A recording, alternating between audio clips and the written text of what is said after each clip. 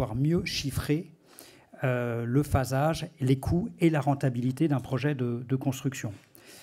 Et même gagner en productivité au service de qui, ça on va le voir. Avec nous pour en parler, bon, il y a déjà vous et vous pouvez bien évidemment intervenir. So here are experts, Christophe MARET, who's the Deputy Vice President in charge of R&D at Untec, Tarmo SAVOLAINEN, who's the chairman of the CEEC from Helsinki. I might struggle to name the town where you come from, it's a mouthful, and Stanislas LIMOUZI, who was at the Congress last year and who specializes in that field and who's the founder of several companies, BIM Motion and BIM Data. So we have here a panel with common areas, but different point of view, which will enable us to better understand why the BIM is a tool that facilitates the estimation of global costs. Christophe, you're one of the specialists on of the topic. You've been very proactive at Untec. So I'm going to ask you the question again. Why, to what extent is BIM a tool that enables you to assess the global costs of construction? Well, BIM can do about anything today, so that's a good thing. We use it to develop many different strategies, and I'd say that BIM and global cost do not have a direct link, they have an indirect link. In the end, the BIM actually fuels the part that has to do with global cost, with all the estimations in terms of quantities and so on. And when you start working on the global cost section, you start with investment, so you can get more data more quickly in order to fuel the calculations regarding global costs. So the two topics work together very well independently, but they do have a synergy. And there's a common point. There is a notion of decomposition of phases when it comes to BIM and global cost. This has to do with the analysis of the life cycle of the building, right? Well, when it comes to the BIM, we start studies upstream at the stage of scheduling, programmation. There can be some BIM studies already, so we start really upstream before the project is launched. And the time required for the BIM and the global cost assessment are quite the same. It's quite the same. There will be realization, an operational cost assessment time, the BIM the BIM assessment time, the maintenance assessment, and the BIM also has also gives us the possibility to consider the building throughout its life cycle. So there is a real synergy. Tarmo, you have an international perception. You live in Finland. You're the head of the CEEC. Here we're talking about the European scale. You're the development manager on the BIM in the company where you work. Why would you say the BIM is a tool that enables you to truly address the global cost I think issue? BIM is a more structured, open way to use data in every phases. I think in nowadays world we have more and more information in the digitalized form, and the amount of information is getting bigger and bigger. Donc c'est un moyen de partager les informations. Sorry. Ouais, je vais traduire en français parce que mais tout le monde a la traduction. D'accord, parfait. Ok. Sorry. Yeah. You can go on. Sorry. Okay. So I think OpenBIM is just making all the life cycle moments, all the domains information to get in the use of other domains. So the project entity will work better when we use BIM. So I think cost management, in principle, it's to understand what is happening in the project, and when we have open, structured data from all the domains, I think it will be much more easier to manage cost or even manage the life cycle. Merci, Tarmo. Stanislas, vous avez une vue complémentaire? Stanislas, you do have a complementary point of view here. You're the founder of BIM Motion. You help project managers throughout their BIM project. You also run BIM data, and you make platforms available for their digital mock-ups. And you can confirm that the BIM is an efficient tool for this global cost assessment. I think it is more than a tool. It is a way to structure data. It is a way to share, measure in a standardized way all the elements of a building.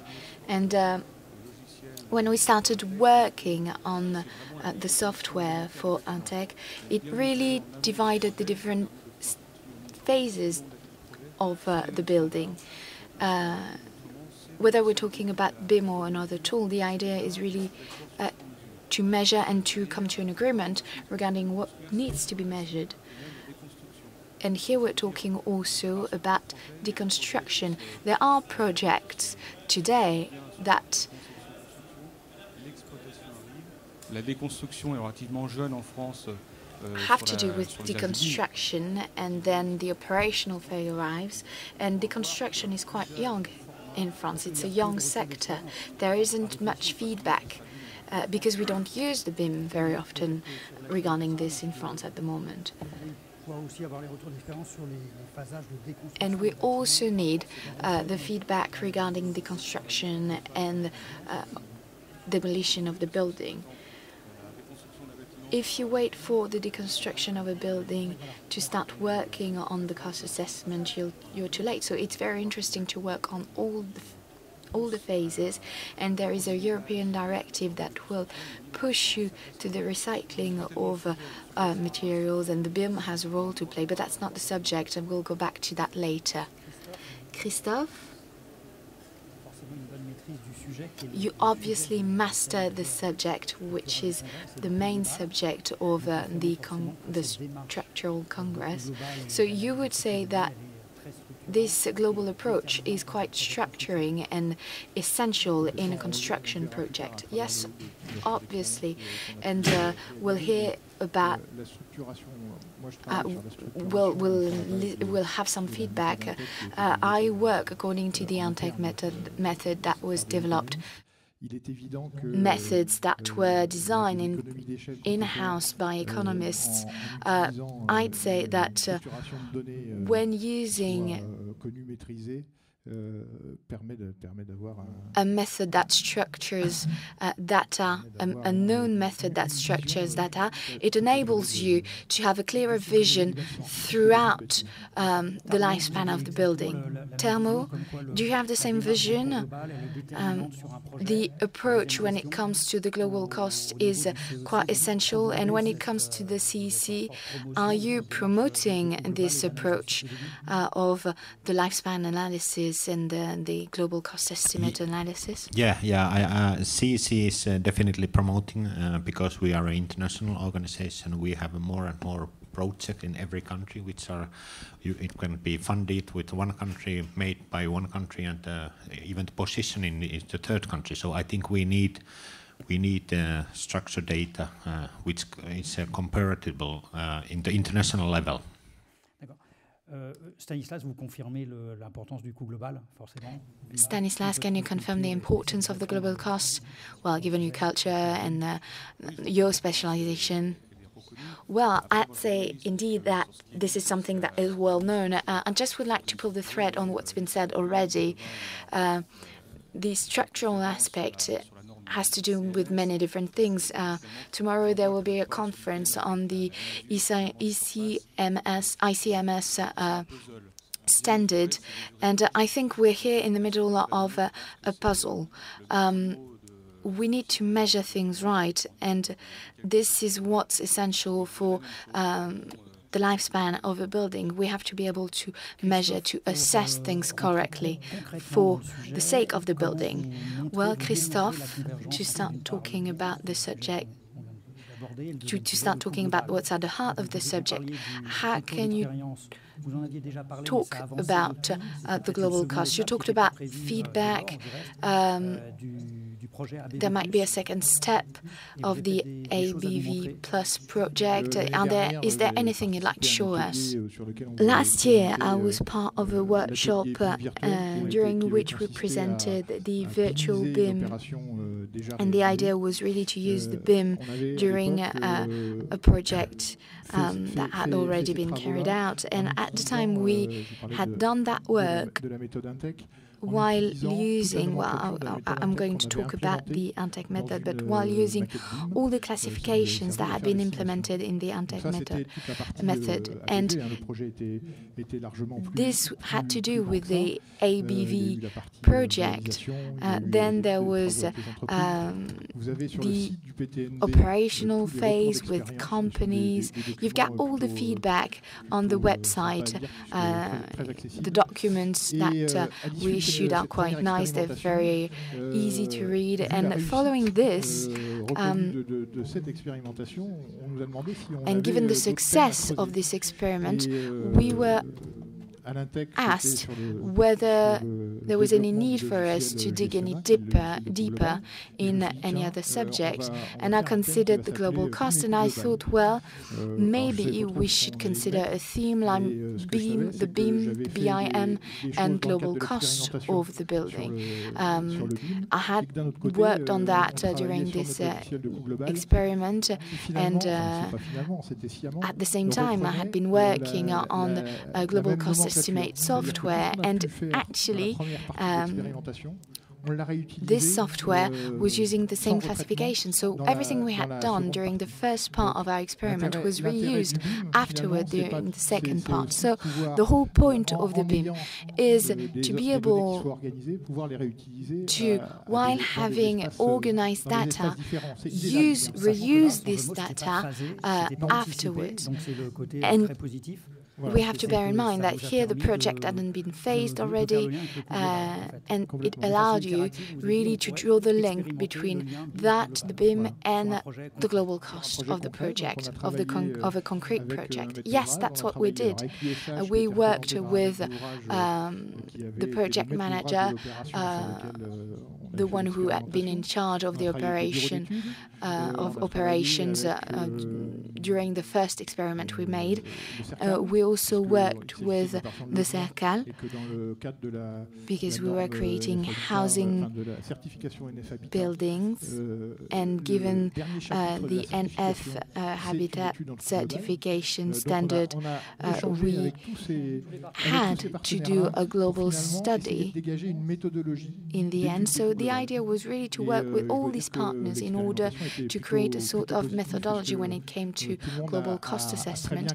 And I thought that it was very positive because everybody really understood the whole point of studying a reference global cost, of addressing specific aspects which we described as relative costs, things like that.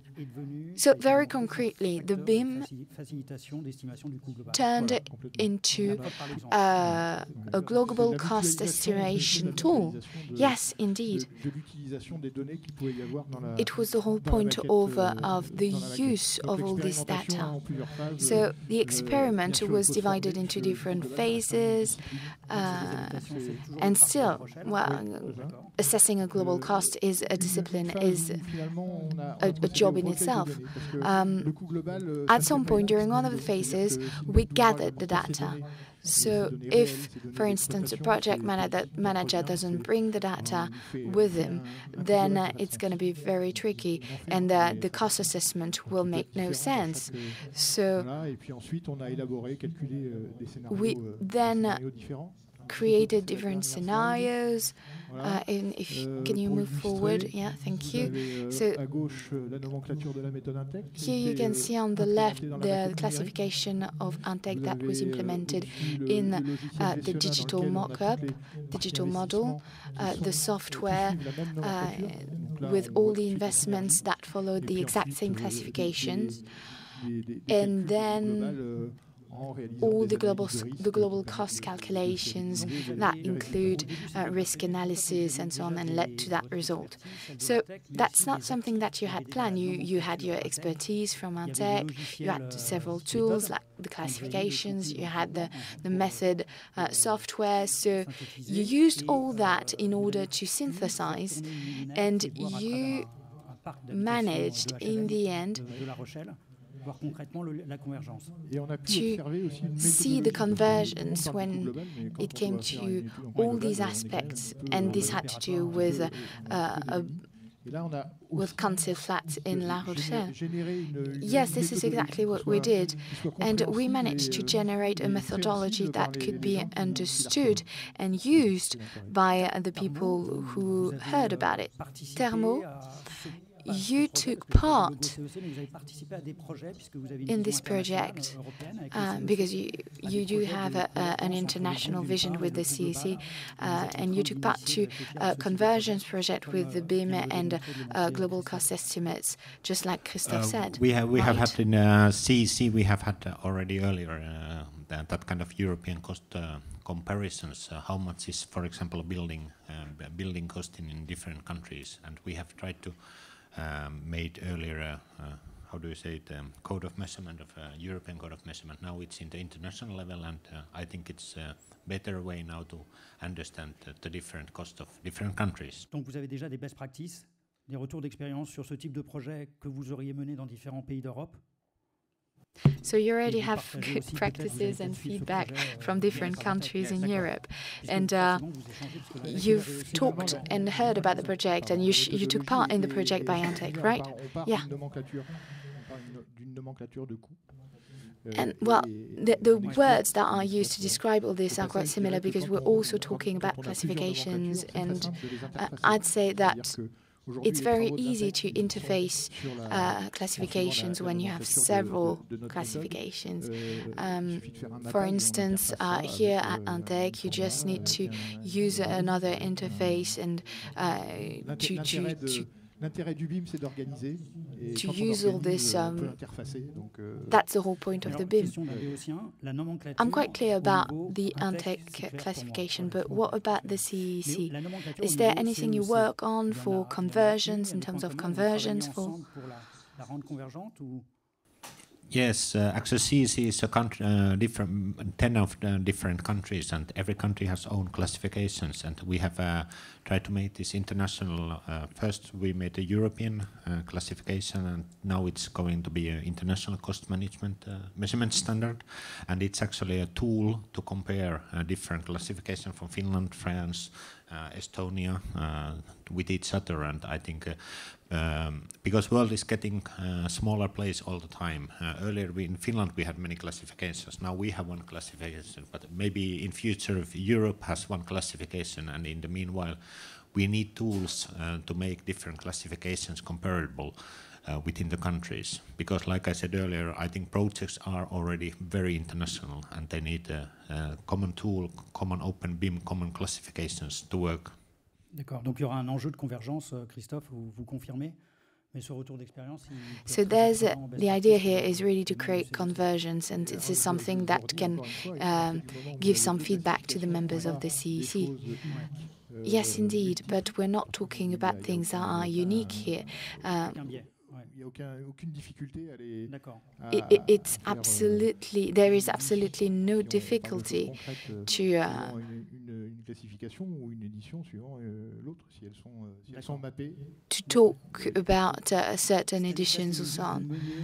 Stanislas, you've been carrying out a project with Untec. You've been carrying out several projects, including one with Untec called BIM-ECO, and you could also demonstrate the conversions between the BIM and the global cost. Do you have anything to show us? Yes, 3 slides. They describe the work we're doing with Untec and the conversions of different classifications regarding different phases.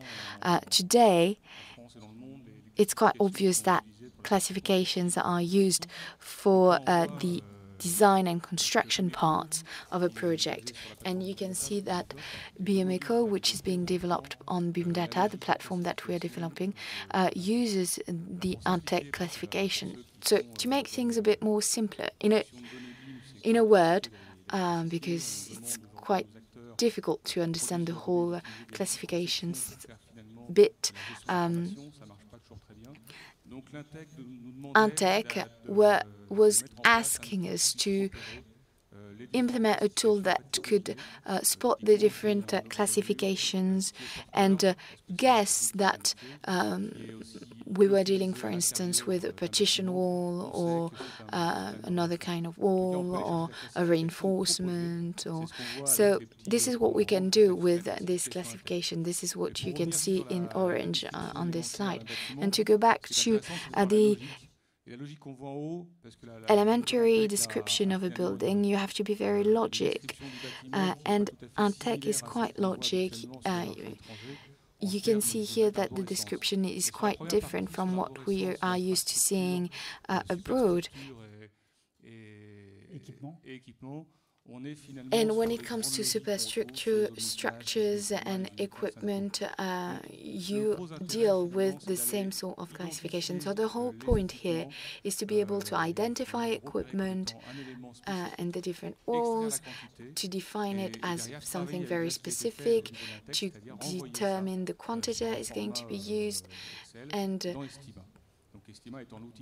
to be able to input it in Estima, which is the estimation tool by Untec. So here I'm going to talk about all the projects carried out that are being carried out by Foncière IPM.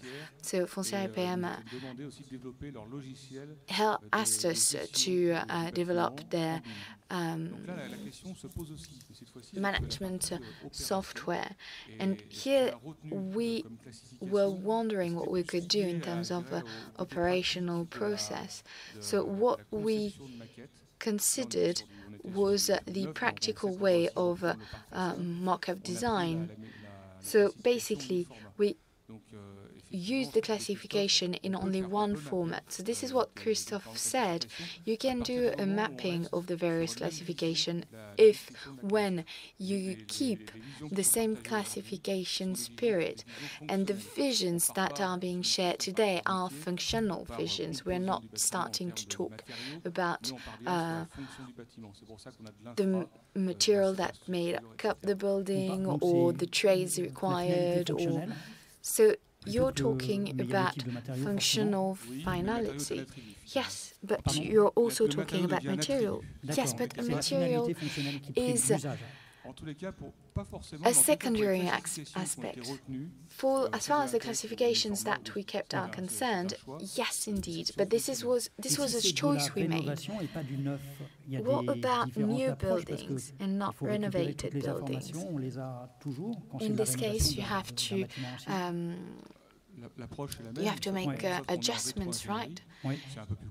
Well, you have to go on the field, collect the information, you have to consider all the networks that are in the ground. But in this case, you are still using the same descriptive method. I'd like to say a few words about the disconstruction phase. Following slide. So this is not a concrete example. It is a program that we set aside. QuARTZ was a program that was launched by Google. It had the ability to use the classification that we see on the right to map objects made by manufacturers, suppliers. And what was interesting was that they created, well, they carried out a sort of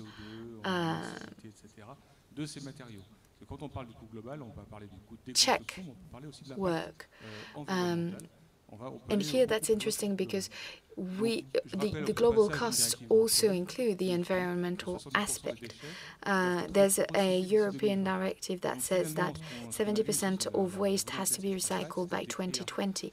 So what's important in these three slides is to see the conversions, to see how these different phases articulate themselves, and what's important is to be able to reach similar standards in order to avoid breakup, in order to avoid divides.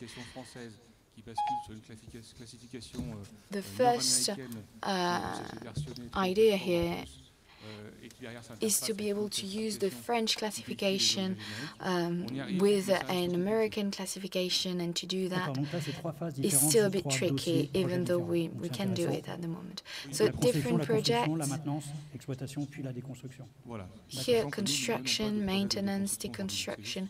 Yes, indeed, even though we're not carrying out any deconstruction project at the moment. Thermo. You have this international, at least European vision. What's the return of the BIM? If we were to divide Europe into areas, there's France, there's Britain, Scandinavia, and in the rest of the world as well. We heard that Singapore and Asia are very proactive when it comes to the use of the BIM. I forgot about Germany in Europe. So how well used and mastered is the BIM worldwide? I think it's getting more and more used all the time. I think in some way Nordic countries has been pioneers using BIM. Now I think all Europe is, or maybe all Europe is using BIM more and more all the time. I think now one very big boom is now in the infrastructure sector, which I'm also representing. There is a big boom in the standardizing infrastructure IFC in the development. For example, Chinese has been very active in that moment because of course they want to build railroad everywhere. But I want to say that all countries, I think some Asian countries are very, very active in BIM. I've heard that in Vietnam it's in the law to use BIM in the public construction projects. So there is lots of progress going on. China, I think so too. D'accord. Stanislas, vous avez une vision avec un autre angle de vue, mais qui est intéressant. Stanislas, you have another point of view, which is also quite interesting. You've been working on European or international projects in Germany, in Spain, in England. Well, we launched the Young Data Company in the Munich fair in October. We are based in France, mostly, and the first project we studied in Barcelona had to do with the construction of a tunnel. It's still a prospect. And I heard that you were working on something in England. Well, here we're just doing some prospective work. And can you feel that some European countries are interested in the BIM? Well, we can see that the BIM is very interesting to many local players, and if they start using it, it will have a greater impact on all the infrastructure and so on. And social players in France are really supporting the BIM. In Germany, many of the players who started using the BIM had to do with the infrastructure sector, which wasn't the case in France. In the northern countries, many articles were published and I think they're working on different fronts. In Scandinavia, there's always been a highly digitalized culture. Tarmo, can you confirm? I think that the development of the digitalization process is very important with Nokia and so on. So you basically had to communicate. Yeah, we are a small, for example, Finland is a very small country. We have only 5 million people. We have to communicate with each other. And I think, at least in my country, there was, earlier in 1990s, there were a big BIM program by the government in the housing sector. Later, there was a big BIM program for the infrastructure sector. I think those were the pushing things to get the whole industry a little bit further in the BIM development. Merci. Et Tarmo, en termes non pas de BIM, mais de coût global et d'analyse du cycle de vie. So the global cost and life cycle analysis of CV, and what would you say of the degree of use of the BIM across the European countries? Do you feel that there's a parallel like the BIM, or are the countries more ahead of the pack than others? What is your feedback of experience in terms of best practices, in terms of behaviors of the various construction stakeholders? Construction stakeholders, I have similar feelings that usage of BIM. It's same that it's booming everywhere. I would say. D'accord. Merci. Christophe, le BIM. Right. Thank you, Christophe. So it's not as part of the specifications on public tendering. It can be part of the specification, but it is not mandatory. And then it is based on the will of the project manager. When it is wished, is it expressed? Is it advisable to respond including a BIM? And we are somewhere in between. And the mandatory, not mandatory, and so as we go along, public tendering, increasingly mentioned, the BIM, those who want to opt for BIM can do so. In the private market, it's still, depending on the actual goodwill of the stakeholders. Now, I'd say that in France, a de facto, maybe the advantage, the disadvantage is that people just wait and see until they are constrained by law to then apply a process or a system. So again, we need to get into that and just get cracking with this system from, if you have, as in the case of the BIM, going forward, if you have like pretty clear methodological tools, then so your message is like you learn by doing, and you just there's a learning curve. So you need to really get going to become better at it. Tarmo, now across the various European countries on public tendering, public procurement market, can the BIM be a wish that can be expressed by the client or project manager, or are there differences on a country-to-country basis? I think it's differences in the country basis. In my country, Finland, we have already some public tendering processes are made by BIM, so that if the BIM and documents, for example, infrastructure program, if the BIM and documents are not similar, the BIM is actually the one with the rules. But I know that not even in Finland all the processes are like that, and I also know that there is very big differences in the country. I was just talking in one seminar with a Slovenian government officer, and they said that they are just learning about using BIM.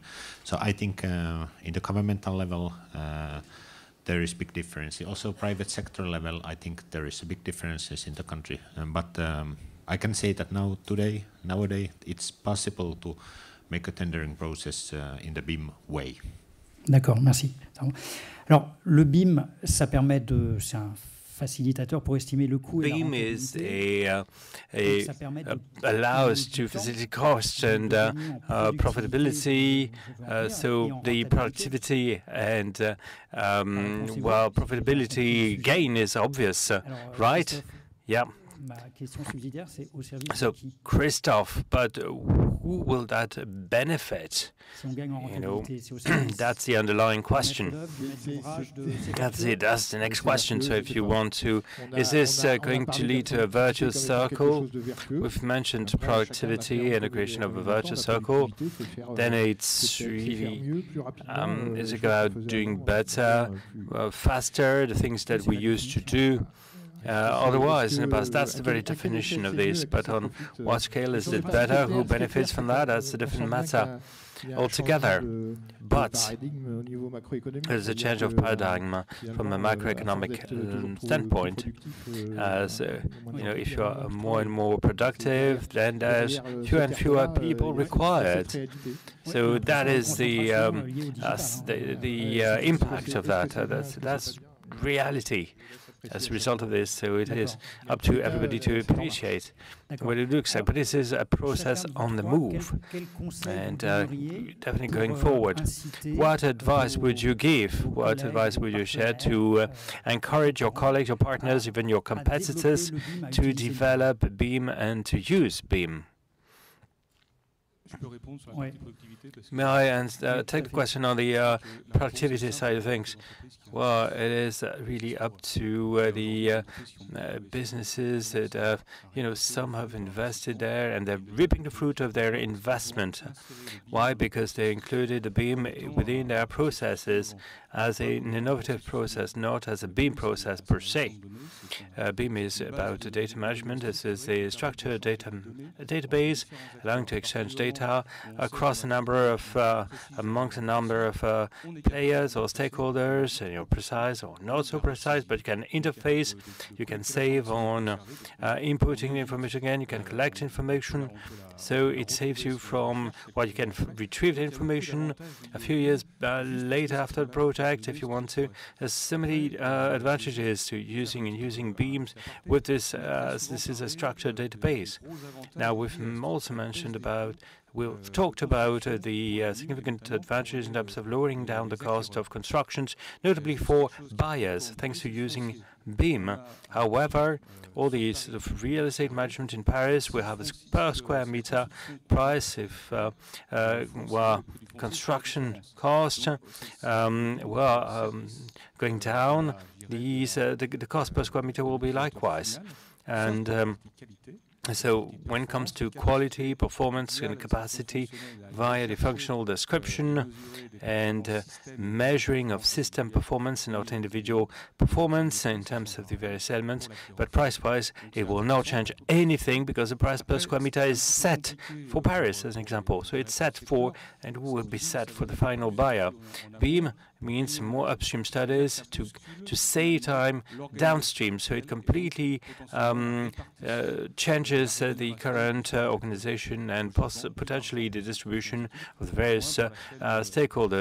So more money for those in design studies and less for players downstream in the project. So whenever there's a change of economic models in terms of value chain and various trades, so what you're telling us, Stanislas, is that you need to invest in time. It is disruptive. It is a game changer because you then work collaboratively. It is a change of paradigm. That's what it's about. But it's about investment in time, in know-how. You need to share these know-how within your own business, right?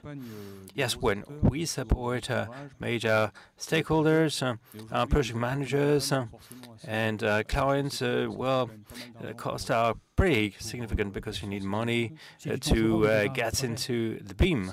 So that's, you know, well, that's investment, days of labor, and investment in terms of human resources, but that's what we tell our clients. The whole innovations we've experienced thus far in the building industry related to tools with a bit of consultation, and we're not disruptive there, but continuous improvement is about, okay, right, planning, scheduling, putting in place and checking. Minor cycles of continuous improvement doesn't work here. This is really disruptive. This is a game changer. We need to make use of disruptive methods so as to redefine new processes, investing in IT systems so as to benefit from the effect of BIM. So sometimes people implement and then at the back of, and then they'll have a team to feed into the BIM monster, so which is completely decorrelated from the processes within the trades, and we can see that landlords, owners, allowed to create a labyrinthine system, except they're more costly, and if they're not interfaced with the day-to-day management system, they won't update them, and you lose the interest, the benefit of BIM. This is innovation. You advise us to get into the BIM projects in an iterative way, to experiment for experimental reasons, and then this will instill your day-to-day practices. So this is about driving information, disseminating it amongst your partners, and sharing. BIM is about sharing of data, sharing of know-how amongst your teams within your businesses and your colleagues, co-workers. So you've set up a number of sessions, training sessions on BIM last year, Christophe, because it was about getting a feel for how important it was to share know-how on BIM amongst construction professionals. We're talking about change, yes, before talking about the MOOC. And, well, learning is no longer on a face-to-face basis at set times. Today we capture know-how, we develop know-how as and when you develop your know-how as and when you want to. So it perfectly illustrates these developments.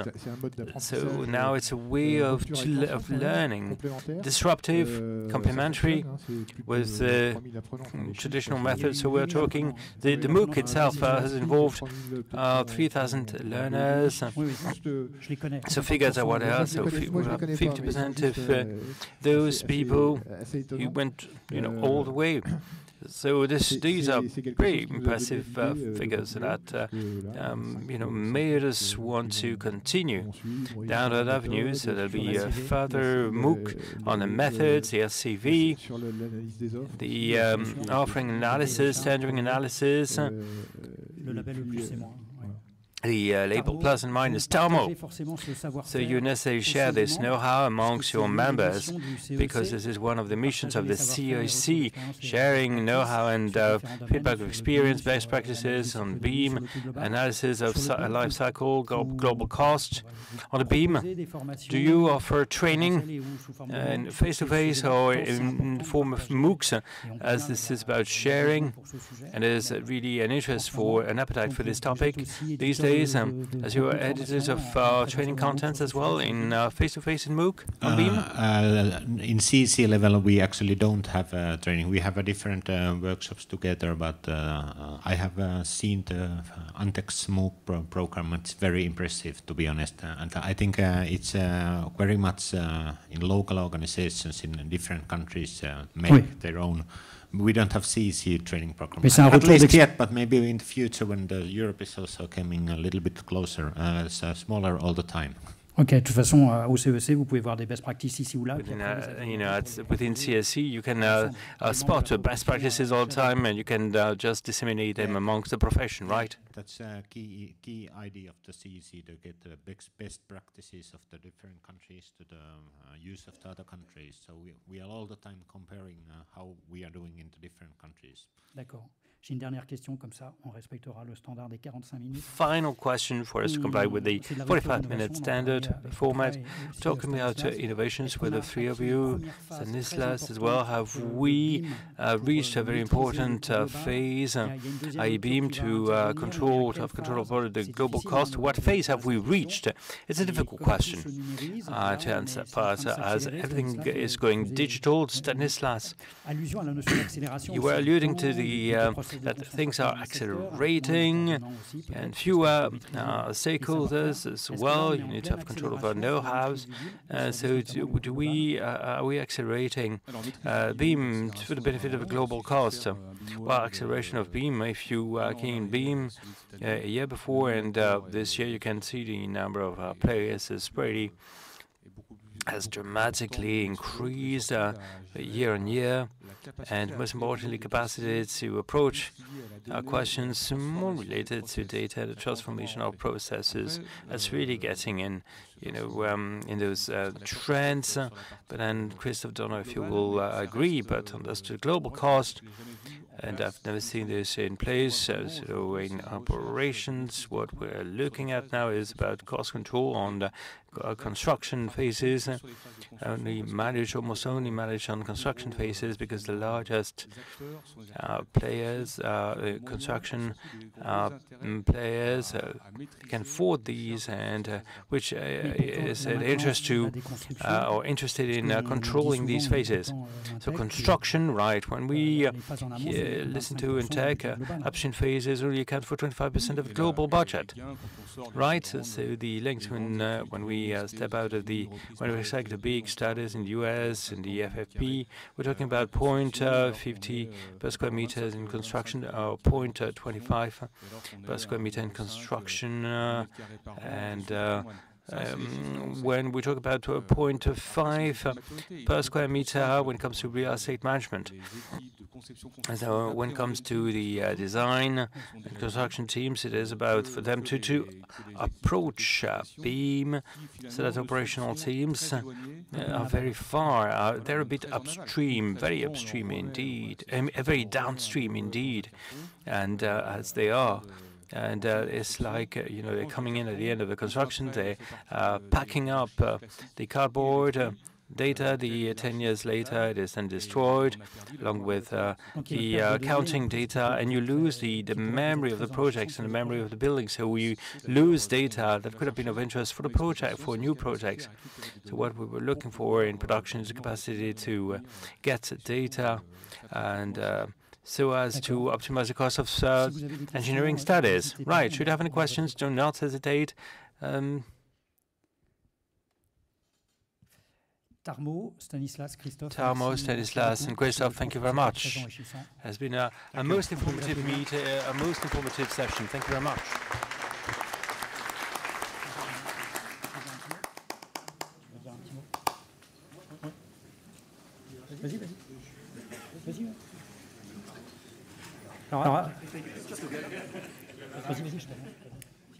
Alors Pascal va dire un petit mot sur ce premier atelier. Voilà. Pascal will share with you a few words on the workshop. Just very briefly, thank you very much to see many of you here. Great to see so many faces. Tarmo, I wasn't there at the start of the conference, but it's really important at the European level in northern part of Europe. The whole northern European area is your presence here. I've worked with you for about 10 years. You are my European president. It's quite, Stanislas is always on the move, always very active, very interesting. Christophe is a seasoned economist, son of an economist, his dad. So we really are, putting ourselves in startup mode, switching to startup mode. So BIM is of great interest. Thank you very much for your contribution.